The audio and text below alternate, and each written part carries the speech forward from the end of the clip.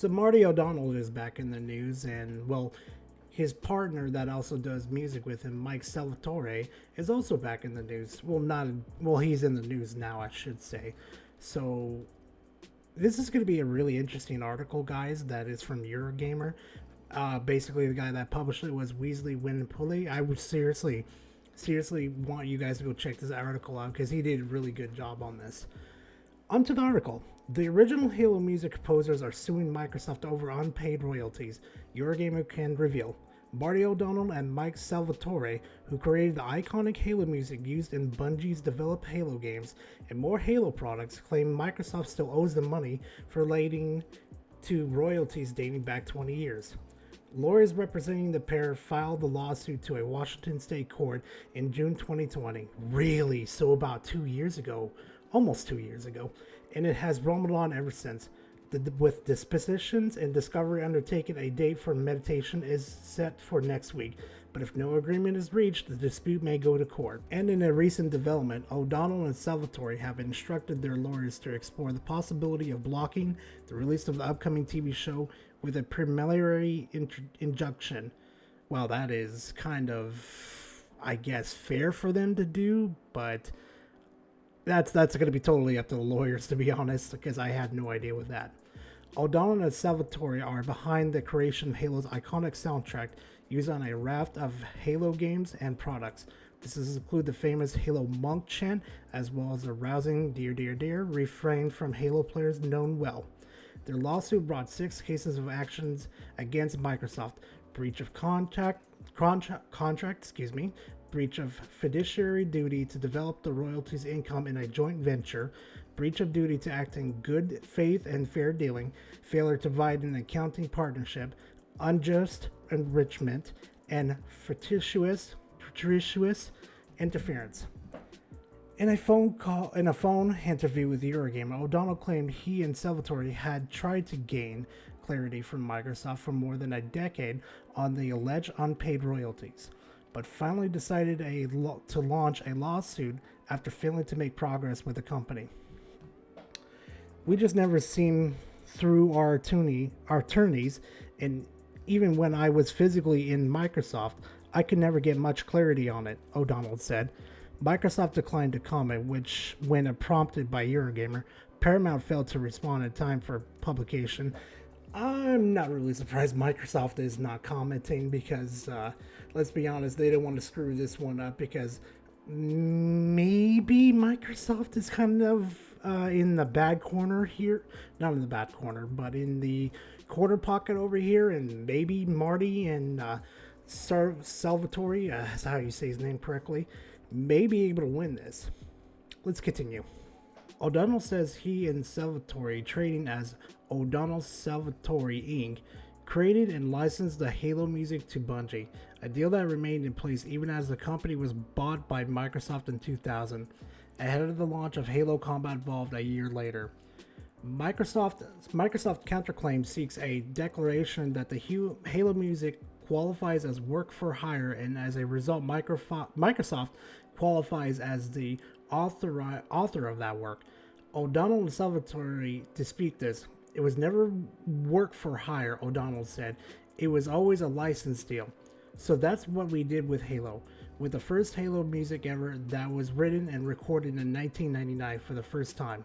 It was licensed to Bungie. Bungie didn't get bought by Microsoft for over a year.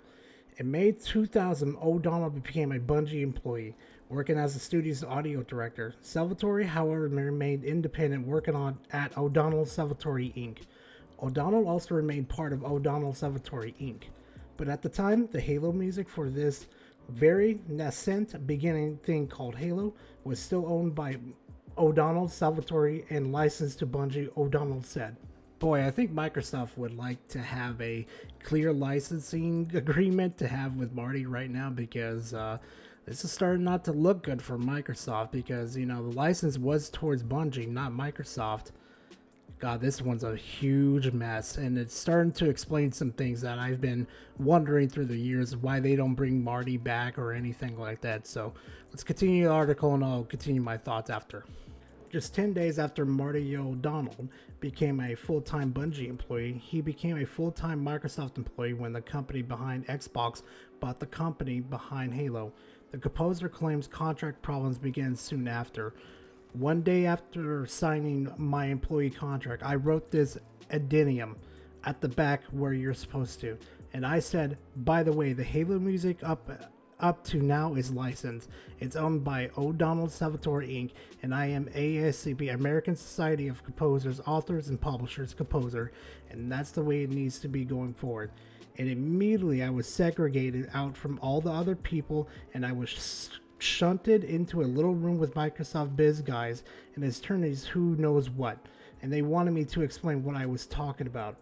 And I told them, look, what you bought was a licensed deal for this music. They were never had an internal composer who wrote original music as an employee. So this was all new for them too. And I was like, hey, if you guys can't handle this, no harm, no foul. I'll go back to Chicago and, maybe I can freelance this stuff. I didn't know, but they said, okay, we'll let you do ASCP music and we'll deal with the licensing later on this music, because how much of this music is going to be used in Halo? This is 2000, so it's more than a year before we released. And I remember saying, I have no idea, I don't know, but if they make a mistake on the first initial conversation with me, it was that somebody should have said, well, who's going to make the decision on how music is written and used in this game? Because then I would have said, well, that'll be my decision. I have a vested interest at this point to use this music for the game. All I have to say for this part of the segment, though, is that somebody at Microsoft is going to get fired for not doing their job and dotting their I's and crossing their T's, because that is some major stuff right there. Anyway, going on with the article. But at the time, we only used the music for a couple of trailers that were, pretty popular, but I didn't know if the stickiness of the monk chant and the theme would actually be appropriate to the final game. I just didn't know yet, and I hoped it would be. I wrote it so it would be. That's when it first started, and they said, yes, we will deal with this later. And believe it or not, I couldn't get anybody's attention to deal with the fact this was officially licensed music until after we shipped Halo 1. And I kept saying, we need to deal with this, and it shouldn't be O'Donnell Salvatori doing this stuff. It should be Microsoft. I just couldn't get anybody's attention until we got around to convincing them that there should be a separate soundtrack. For example, that's when the first new contract came in. We were like, yes, we will sign over the publishing rights and the copyright on the music for Halo to Microsoft. However, I wanted to do it in the way that done in movies and television, where the composers are still ASCAP to do it. ASAP composer, and it's not a pure work for hire. There is a contract for any ancillary royalties. So using commercials, using anything outside the game, specifically, or sales of soundtracks. So I was like, there should be some sort of quarterly accounting where we can see, here's where you used it, and whereas you've recently received, or here's what you received in kind.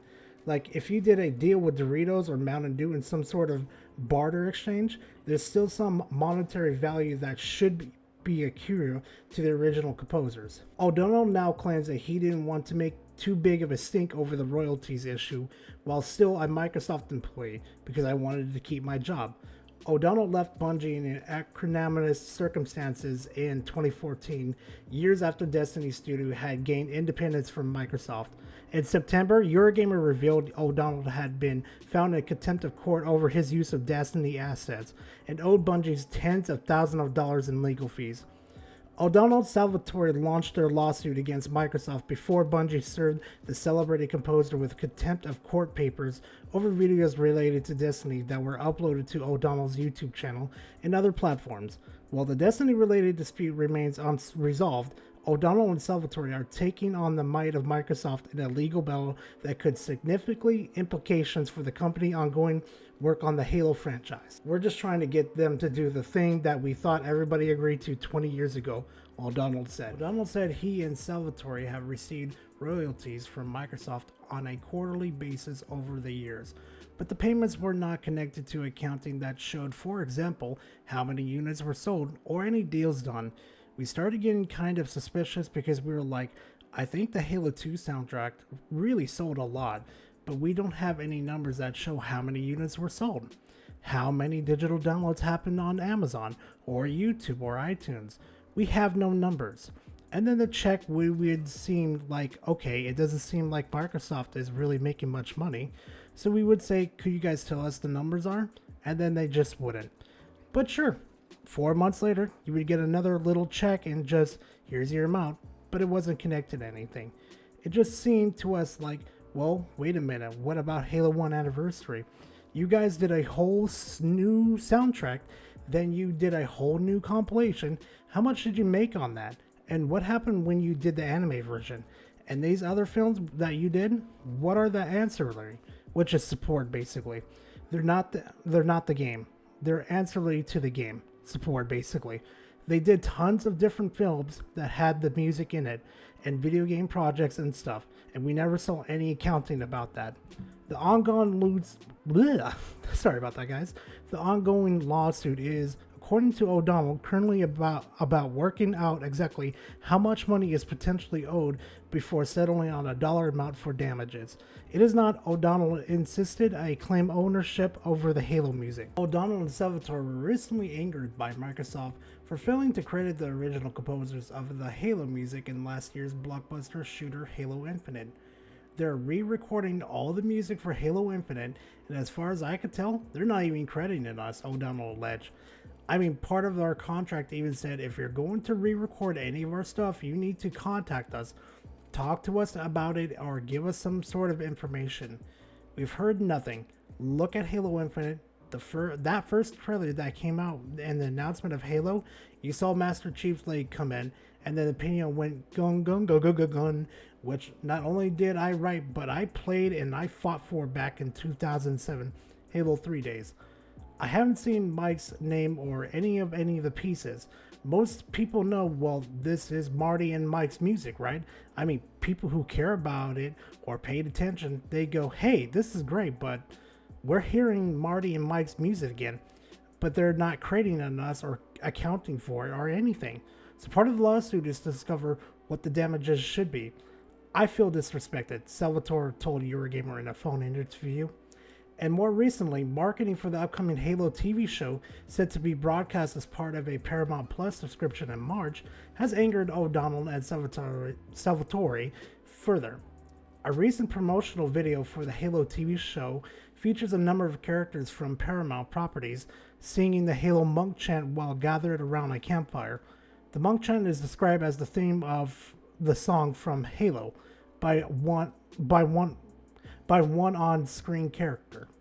Now, I'm not sure who was talking about this one. I think it was Marty.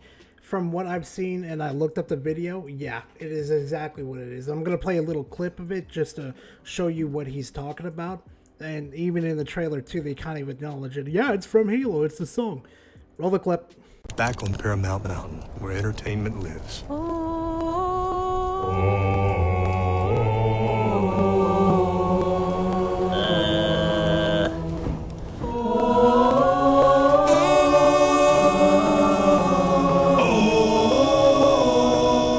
What is this? It's the theme song from Halo. Yeah, that sounds like the first Halo's theme song right there, if I've ever heard it in my life before. So as I continue on with the article, just a little information left over. O'Donnell told Eurogamer he now plans to instruct his lawyers to explore the possibility of securing an injunction to block the TV show's release. This Paramount thing just showed up on TV, and Mike and I felt pretty disrespected, O'Donnell said. Having a connection to the ancillary revenue from exploring the original Halo music is exactly what this contract is all about. Since we filed 2 years ago, they've continued to ignore the terms. Now they're about to broadcast the Halo TV show and now are using our monk chant, calling it the Halo theme to Halo, to also advertise and solicit subscriptions for Paramount Plus. Tom Bisciglia, if I said the names person's name right, of law from the Game Attorney PC confirmed the instructions in an email to Eurogamer, a pretrial conference, Jesus, when the parties in the court set a hard start date for trial, is currently set for 9th May 2022. So anyway, that is basically the article from Eurogamer. I will leave it in the description for you guys to go read for yourselves and look through it and come up with your own opinion about it. As for me, my opinion from what I've looked through it and tried to piece together as much as I can, it seems that as I'm reading through the whole article, sorry about that guys, it's pretty late and I'm kind of getting really tired. I'm trying to keep my focus here.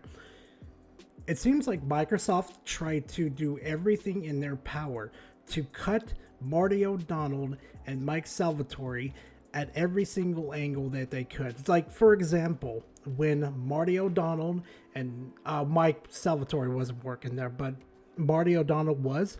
If you notice how they were sending them just checks, but never the data to how much they've sold on there, that's one of the key points right there that they, that's Microsoft cutting back on there and saying, well, we're just gonna like not give them the numbers, but we're gonna probably keep a big chunk of the money away from them, just kind of sweep it under the rug and not make them know. It'll also be interesting what the court would settle on in this, but honestly, I don't have a foot in this race and stuff. I'm just here to read article to you guys. But like I said, I'm going to stay on this and I'm going to see what happens in court with this whole mess that's going on with Marty O'Donnell, because it'll be interesting to what the court rules out for them. Besides all that ranting and stuff, I want to thank you guys for sticking around this long. And if you have, please leave a like and comment in the comment section so we can talk about it and see how you guys really truly feel about it. And if you enjoy the content, please subscribe to the channel. I'll have more videos like this coming out. Besides that guys, I'll see you guys in the next video. I'm gonna go pass out right now, and you know what, like I always say guys, be safe out there fam. I'll see you in the next video. Later fam.